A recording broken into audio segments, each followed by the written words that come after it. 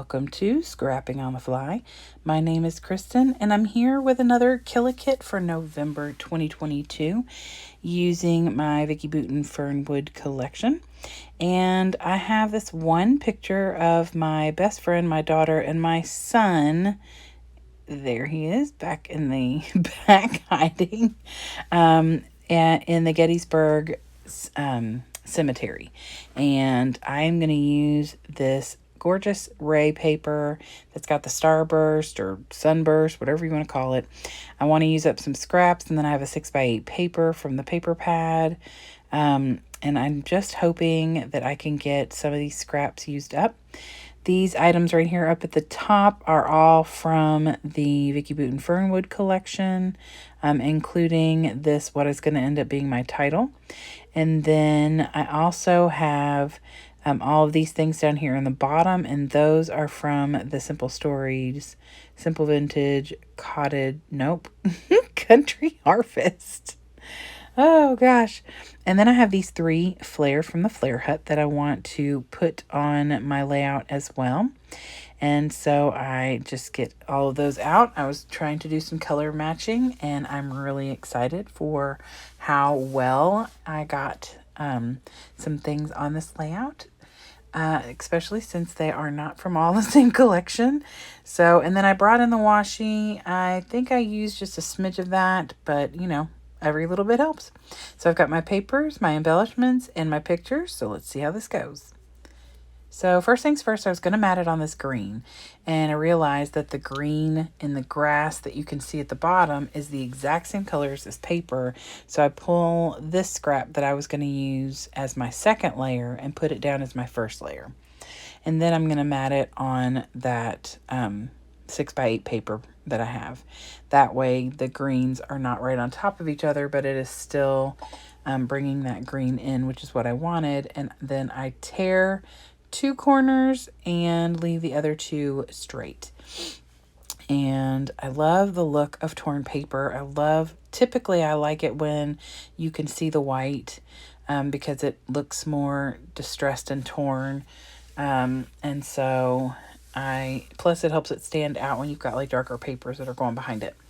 So I'm just taking these scraps and putting them in here. This one right here with the little gold hearts on it is actually from the Maggie Holmes 6x8 paper pad for the round trip collection. And so I'm trying to figure out, I know I want the picture to be in the center of where the sunburst or starburst or whatever is coming out, so that that center point is covered. And then I take this little piece of scrap from the Fernwood collection and tuck that in.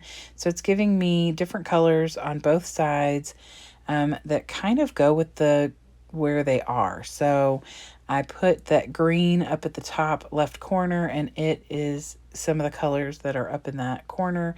And then I have that off-white down in the bottom right corner, and there, so it's kind of going and blending instead of standing out and being a contrast. And I'm okay with that because everything else is doing the same. So I just start taking the embellishments and putting them in the area that best matches them. So I'm color matching like the floral and this word fall. I put a little flower down there in the yellow. And I'm just going to go around some things. Honestly, if I didn't know they were there, I wouldn't be able to see them because they blend really well. But I really like that because I think that it really has grabbed your eye, because as you look at it, it's almost like you're looking for where's Waldo.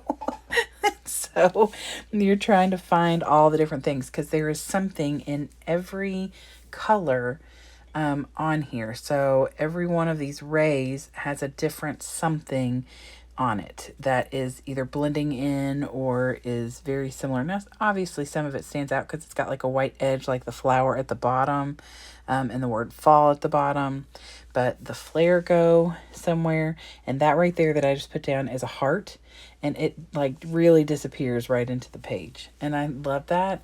I had considered tracing around it, but my whole point was to kind of not really camouflage it, but to put it somewhere where it was going to bring your eye all around the page to see the different things.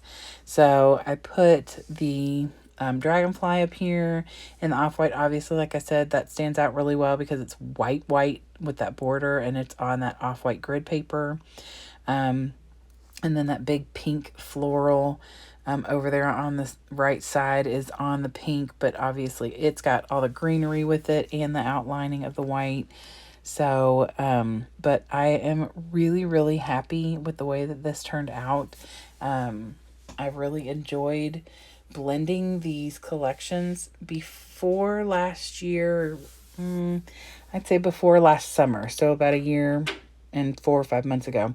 I did not use collections. I scrapbooked with like the paper that I have and the stickers and embellishments that I've purchased over, the course of 26 years of scrapbooking. And so I didn't have a kit that had all the things you needed in one. Like my first time going to Joann's is when I bought my first collection and started buying like Vicki Boutin's Color Study and Obed Marshall's Bienvenidos. Nope, Buenos Dias. So, I'd never worked with collections before, so this is new. This right here, I was trying to debate what I wanted to do. I thought I'd tuck it in up here at the top. Then I didn't like the way it was going to look. So I cut it and I tuck part of it in over here on the orange triangle or ray right underneath the pumpkin. And then the other one I put almost like it's straight across on that off-white. So obviously that stands out because it's white grid paper with a gold border. And I plan on writing the date there. I don't do that on camera and I haven't done it yet, but I'm going to write the date there. And on the side to the left where it's a little bigger, I'm going to write where we were. And like I said, this is Gettysburg, and this is right after you get inside the gate of the cemetery. So the kids went up there on the top, and of course Jameson had to play Where's Waldo and he hid really well in this picture because you can barely see him.